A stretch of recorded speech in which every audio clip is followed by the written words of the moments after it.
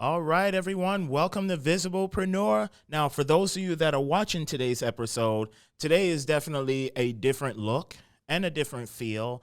And that is thanks to my buddy Garrett Atkins. He owns VIE Media or Vi Media. He owns multiple other businesses, which he's definitely going to talk about. So definitely have to get out a shout out to Garrett for today's special episode with it. So with that being said, let's dive right in, as always. So, Garrett, please tell us, what is it you do, and how did you get into all of this? Yeah, so today we're sitting in, as he said, the episode's a little bit different today on Visiblepreneur. So today we're in Half Coast studio here in St. Louis, Missouri. Yeah. And this is a podcast recording and distribution company where people like yourself who have a podcast, they can, if they want to, opt in to sign up for a monthly membership. And depending on what level of membership they sign up for, they can record anywhere from 1 to 4 episodes a month, even more, less, whatever works for them. Come in here, sit down, record the podcast, have a good time like we're about to have, and then leave. And all the work's done for them because on the other side of the glass over here, the camera and audience can't see, we have Matt Parker. He's one of our audio and video engineers who takes care of all the pre-production, post-production, and stuff like that for us. And then I have Vi Media that you mentioned already. Vi Media is a full-service digital marketing agency where we focus on return on investment advertising. So usually it's web page design and development, search engine optimization, otherwise known as SEO, focus on Google pay-per-click, Facebook, Instagram ads, Snapchat, TikTok, etc. And then, of course, we do branding, so logo design and other marketing assets as well. And then I have a stake in a farmer's insurance agency, so kind of all my businesses remain in the same vertical because podcasting is a form of advertising. Then you have Vi Media, which is all about marketing and advertising. And then Farmers Insurance, of course, we offer insurance options to consumers as a whole, but we also offer insurance options to other business owners that need business insurance and the like.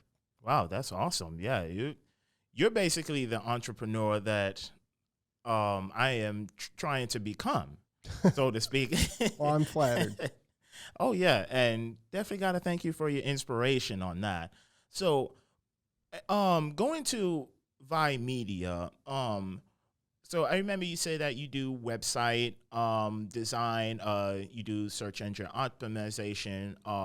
So let's say that you have a regular business owner that wants to come in and they say, hey, listen, here's my plan. Here's what I want to do. I want to get a website set up.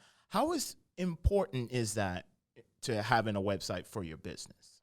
I mean, I think it's extremely important no matter which industry you're in, but how to measure how important it is for your business specifically definitely is dependent upon which industry your business resides in, right? Because if you're an e-commerce business that sells products or services online directly to consumers, then obviously you don't have a business unless you have a website. Therefore, for that specific industry, it's paramount that you have a website. You don't have a business unless you have a website because you have no way for consumers to buy your product because it's e-commerce after all. However, on the reverse side of things, let's look at one of my clients that we have at Vi Media, for example.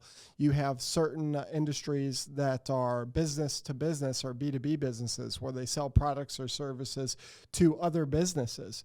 Yeah. So we have a metal fabricator as a client at Vi Media, and they fabricate specialized structures made of metal or items made of metal, and they sell them to other businesses that are in the manufacturing sector. Obviously, having a website for them isn't as important as it is for someone who sells products directly to consumer via e-commerce, for example. Nonetheless, it's extremely important, and this metal fabrication company works with us on a monthly basis and hired us to make their website show up better in search engine results via SEO. So whether it's the least important industry to have a website in, it's still beneficial. And whether it's the most important industry to have a website in, like e-commerce, for example, it plays a huge role in your company. Yeah, absolutely. I love that. like you said, it's important to have it, but it just all depends on the business environment that you're in. Mm-hmm. Okay. 100%. Yeah, absolutely. So what was the passion of you starting Vi Media? I don't know why I keep messing up. It works either way. That's how it's spelled. So what was the passion behind starting Vi Media? Was this something that, you've always wanted to do? Tell us a bit about that. Yeah, so it wasn't something I always wanted to do. It was something I more or less came to find out that I was good and passionate about. Mm-hmm. Unlike a lot of people, and I've talked about this on other podcasts in the past, I had a very unorthodox path to get to where I'm at now. And starting at about 17, I did door-to-door sales for Midtown Home Improvements. And I did that for 3 years on and off, sold roof, siding, windows, etc. for your home, and sold it in person at your door, knocking on your door, making your baby cry, dogs bark, interrupting dinner, etc. And so I really learned how I love sales. I fell in love with sales, found out I was good at it, which helped me build confidence in myself because I found something I was good at besides video games. And after I did that for a while, I then sold cars. Realized I didn't give a damn about cars, but I did good because I was still good at sales. Yeah.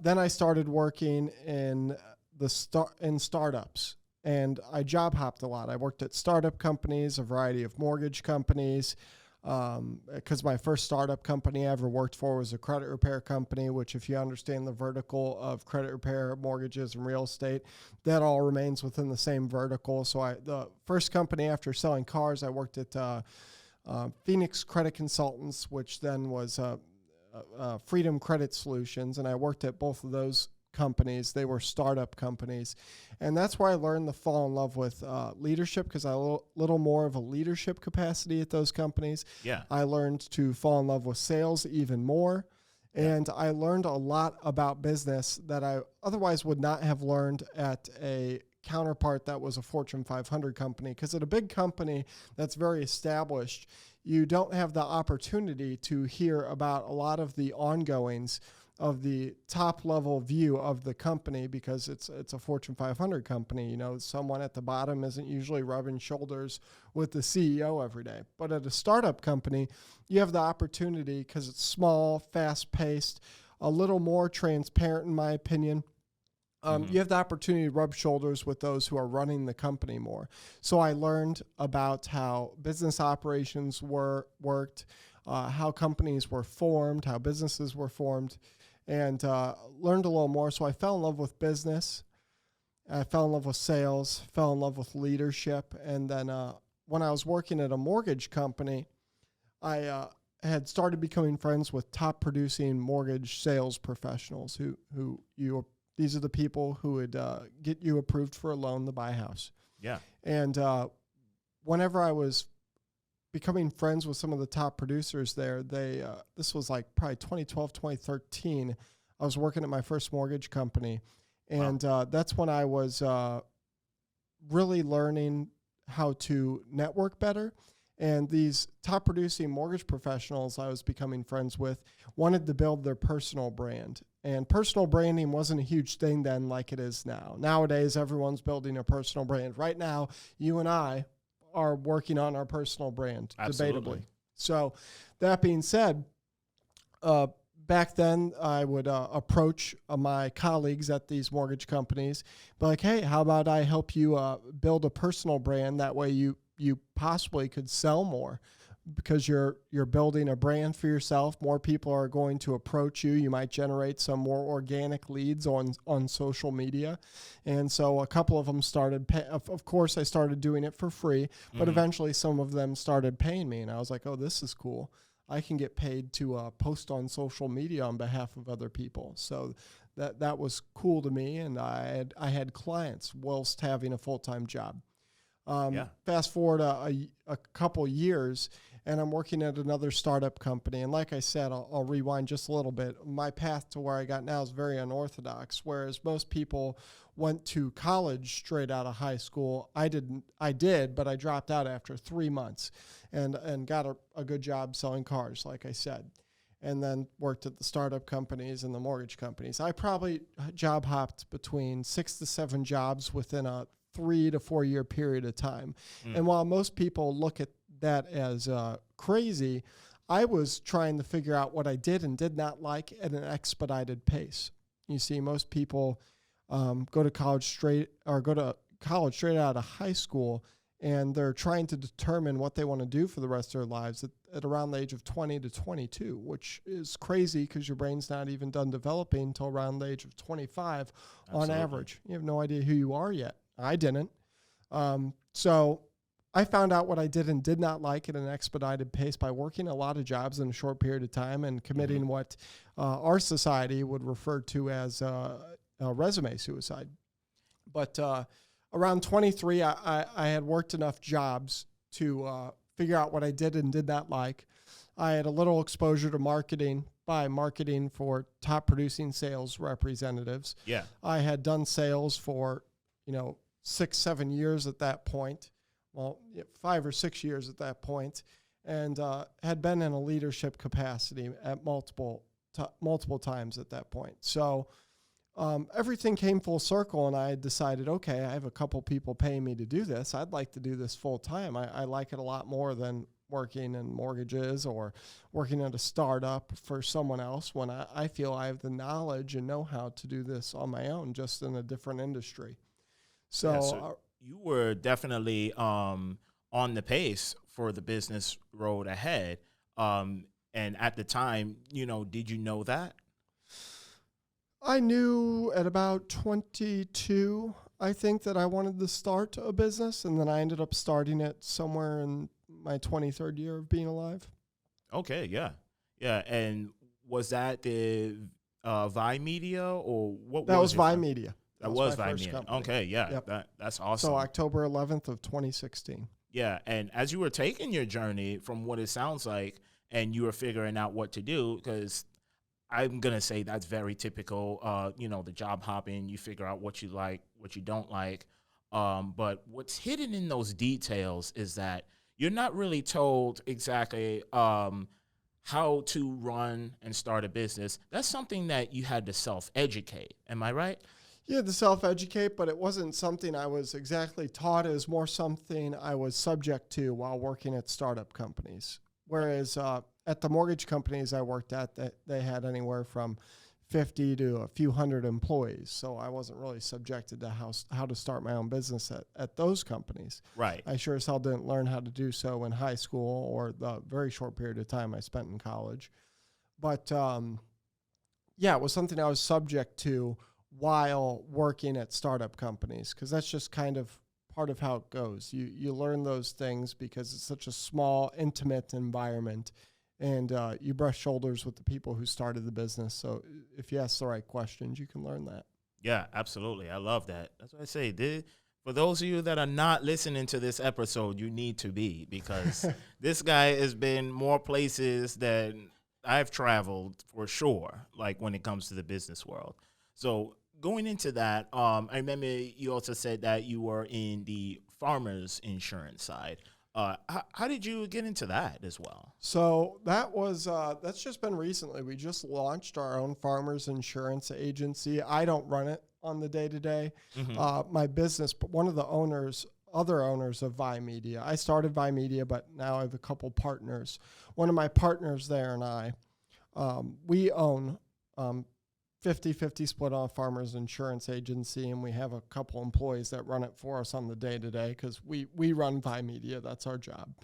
So I got into that because Vimedia had actually been hired by Farmers Insurance to do some marketing, and so we developed a relationship with the district manager here in St. Louis of all the farmers insurance agencies here in St. Louis. Developed a relationship with him. He hired us to do some work. We learned more about how farmers works. Took a lot of time thinking on it, sleeping on it, crunching numbers, planning out a strategy. And after a while, it made enough sense to buy a book of business ourselves. So we found someone who owned a farmers insurance agency that was trying to get out of the game, and we bought the business from them. Oh, wow. That's really impressive. I'm glad that that's going well for you. And, Thanks, man. I hope that really continues to go strong for you because, going from the marketing side and search engine optimization, website designing to insurance, that's a pretty big learning curve. And how did you overcome that? Delegation and the help of team members. I mean, I couldn't even run one business via media by myself at all whatsoever. I mean, it's really knowing how to delegate, knowing how to spot talent, and knowing how to spot people who frankly aren't talented. That way you're not wasting years of your time on the wrong people. And making sure that when you're in over your head. That way you can ask for help, because at Vimedia, at Half Coast Studios, at Farmers Insurance, and other ventures I've been involved in the past, you can lose your ass just because you don't know when you're taking on too much, and when you don't know when to ask for help or who to ask for that help. So, I mean, really knowing how to delegate and knowing how to work as a team with others. Yeah, absolutely. And you're definitely on your way for sure. I really must say that. And also too, because since we're in this podcast studio right now, definitely give us the name for it, because I know you mentioned earlier, I kind of a little bit forgot, but give us the name of that podcast and where the viewers can find you at, and also what got you into that. Well, so not a podcast, but so Half Coast Studios. That way I can Half Coast Studios. Yeah, okay. Half Coast Studios. That's the name of this company, and they can't find. We don't have a podcast for the studio, so it's not a podcast in and of itself. More of a business that helps other podcasts start and grow. Mm-hmm. I'll be starting my own podcast, which is the original reason this company has come to be. It's because I wanted to offset the cost of starting a podcast, because the equipment is expensive if you're really trying to go all out. It can be cheap, but it can also be very pricey. So I tried to offset the cost of starting my own podcast by renting out the equipment we bought for my podcast. And then a business was spawned out of that, which is called Half Coast Studios. So, yeah, no, that is amazing. I love the way that it looks. I've had a bit of a tour of it, and for those that are looking to rent equipment from that, please contact Garrett Atkins. And give us the plug for the name again. Half Coast Studios. Yes. So please get in contact with him for that. So. Next question I wanted to ask too, you do writing for Forbes magazine. What was the passion behind that? Like, was that something you've always wanted to do? Yeah, so it's not for the magazine. I do it for Forbes.com on the website. Forbes.com, yep. Okay. So I'm part of something referred to as the Forbes Agency Council. And so on the Forbes Agency Council, it's a small group of people across the world who are experts on marketing. And so what we do is we write articles about marketing, entrepreneurship, and business in its entirety. And I've always liked writing. I've always kind of had a side passion for copywriting. And I like writing things that others can find helpful. And so whenever I applied to be a member of the Forbes Agency Council, I guess they thought the same. And so now I do that. All right. Yeah, that's awesome. I would have never expected to even think of that, like far as an adventure at all. So as you do that, writing for Forbes.com, like, do you focus on not just entrepreneurship, but any other different topics that they have, or where are you looking to potentially go with this? So I write about marketing, digital marketing, entrepreneurship and business in general. But let's take my newest article I wrote on there, for example. It was 5 ways how you can grow resilience during the pandemic. So I wrote an article about how your business's marketing strategies can adapt and overcome during what we're dealing with right now, COVID-19. It's affected everyone across the globe. It's really impacted large and small businesses alike. So I wrote an article that was gave 5 detailed ways that you can directly strategize marketing wise around helping your business overcome and adapt during this time. Cause I mean, it's been really hard for a lot of us. Yeah, absolutely. And how has the pandemic affected you? I mean, at first, like a lot of people, we lost one of our biggest clients. We lost one of our smallest clients. But after that initial, I think we lost those 2 clients within the same week. And that was about 4 or 5 weeks after like COVID hit the United States. And I don't know when it actually hit, but when it was announced to have hit the United States, it was 4 or 5 weeks after that. We lost one of our biggest clients, one of our smallest. After that, we added more clients on than we ever had in a month. And that was because I feel like a lot of businesses realized that they needed to start advertising digital marketing rather than traditional forms of advertising, such as television, radio, billboards, newspapers, etc. Digital advertising, especially during this pandemic, has been an extremely effective form of advertising. Because right now, when we are on lockdown, which we've been on lockdown 1 to 3 times here in St. Louis, depending on where you're living, where have you been consuming your content? Your cell phone, your streaming platforms, YouTube.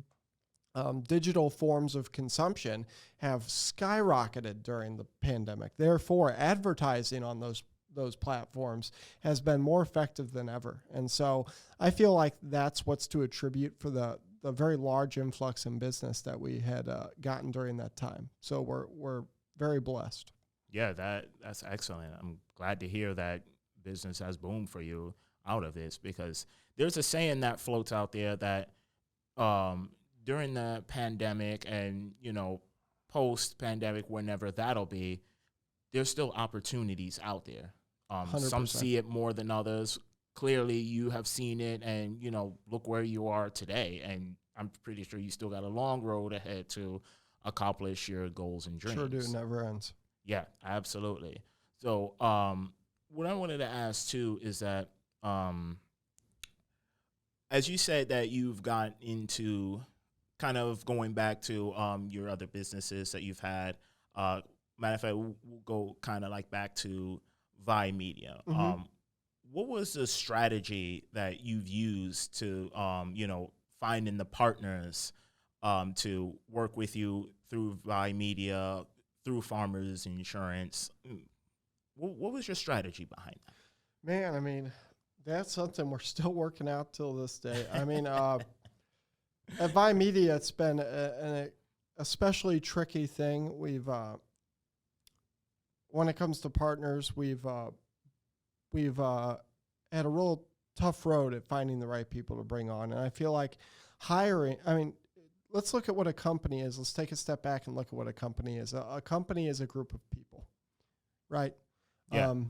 It's a group of people, and without people, a company is quite literally nothing. Most companies. I'm sure there's companies that are running off robots and algorithms, and that accounts for most of the work. But most businesses, a company is a collective group of people. And if you don't pick the right people, the company is not going to succeed. So picking the right people is quite honestly one of, if not the most important decision you'll ever make is who you're picking for what position, especially at the top, because you have the trickle-down effect of whoever's at the top is going to rub off on the people beneath them in a corporate hierarchy, for example. Right. Even at a startup company where it's just 5 people.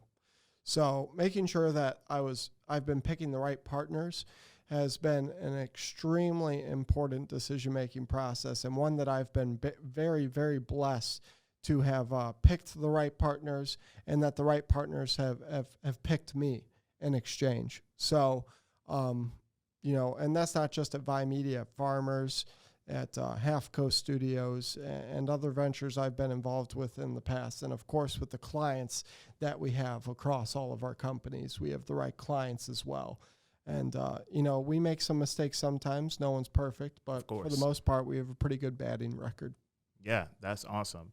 And as you say, people do make mistakes. Like, that's just what entrepreneurship is. I'm sorry to say that, if you're not willing to accept a mistake, then unfortunately you can't move on. You might as well just stay on the east side, which is employee.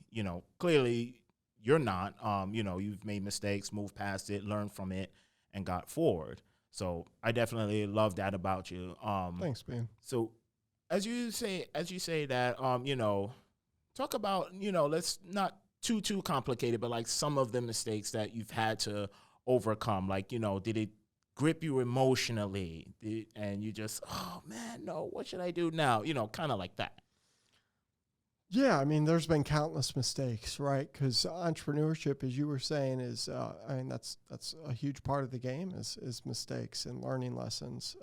Because mistakes or micro failures, that's what they are essentially, is learning lessons that allow you to move forward. If you're not making mistakes, you're not making progress. So I've made countless mistakes because that's how I got where I'm at now. If everything was going right, that means I'm not moving fast enough. Because one thing, regardless of your feelings on Steve Jobs had a pretty good quote, which was "Move fast and break things." And if you're doing that, you're going to make progress, but you're also going to make a lot of mistakes. Absolutely. So let me try to pick one out that isn't too bad, but too simple as well. One mistake we had going back to having the right partners or employees is, we've had an instance of Vimedia had acquired a company. Mm-hmm. And during the acquisition of said company, it was just a small startup marketing company. It was, I think, a team of 6 or 7 people we had acquired, and we trimmed some of the fat immediately and then kept the ones we saw to be good. And we ended up keeping on some of the team members that we probably shouldn't have. And what that did is that cost us tens of thousands of dollars, if not more than that. And it cost us, 5-6 months of progress, 5 or 6 months where we were going through a merger/acquisition, which when you're going through a merger or acquisition, it really puts a lot of things to a grinding halt. And during that period of time, we could have been dealing with a lot more forward momentum, but instead, since we executed on that merger acquisition, it halted a lot of progress, and it was a bad call, frankly. We ended up learning from that lesson and becoming stronger because of it, and everything worked out just fine the way it should be. But during the moment while it was happening and we were realizing the mistakes we had made, sometimes it feels like the world is falling apart, and that's part of entrepreneurship, right? Whether you're, I'm sure this is the same for a C-level executive of a Fortune 500 company, or the C-level executive or owner of a small company or startup like myself. Sometimes the world feels like it's falling apart when you make the wrong decision, or when things outside of your control even are going wrong. And there's just some nights when you're an entrepreneur where it's really hard to sleep and feel like things are going to be okay. But resilience and knowing that indeed, no matter what happens, the world will not end and life will go on. And always, once you figure out that something is going wrong, one thing I've been really good about is always trying to come up with a solution immediately. I let whatever bad thing it is consume me for all of 30 minutes to an hour, get upset about it, and then start planning and start attacking and executing on whatever the strategy is that I put in place. And that's one thing I've always been good about. And during that time, that example I gave, that's exactly what we did. And we came out ahead, stepped in shit, came out smelling like roses, and it all worked out for the better. Yeah, hell yeah, I like that. And just like you said before, you set, it's like, oh, mistake, move past, execute, succeed. It's the damn best, is what I say. Yeah. So last question I want to ask is, how can someone get in contact with you? Like, whether it be, they're looking to have their website redone, maybe they want to for the insurance side or, rent out equipment. So how would someone get in contact with you? Yeah, I won't bore the audience with giving a plug for an insurance agency. Don't Okay, worry. yeah. But for marketing, they can reach out at vie.media, vi.media. There's no .com, just vi.media if they're interested in any form of advertising that we may offer. If they want to learn more about me or reach out to me specifically, they can Google Garrett Atkins St. Louis or Garrett Atkins Entrepreneur, and they can also go to garrettatkins.com. All right, that is awesome. So please follow Garrett Atkins because he is an upcoming entrepreneur. You're going to see this guy go very far places. Appreciate it, man. Oh, yeah. So with that being said, again, have to thank you for letting us use the studio for this episode only. So I thank you very much for that. And for those that are out there, who want to follow Garrett Atkins and want to follow Visiblepreneur, we'll definitely have this episode up on YouTube. We'll have it up on Facebook. It'll also be on Anchor, which you can follow us there as well too. And of course, don't forget to follow Garrett. He has a Facebook page with Vi Media. So please don't forget that at all. And thank you so much and take care. Have a We'll good see you one. on the Thanks next for one. having me on. Oh yeah, thank you.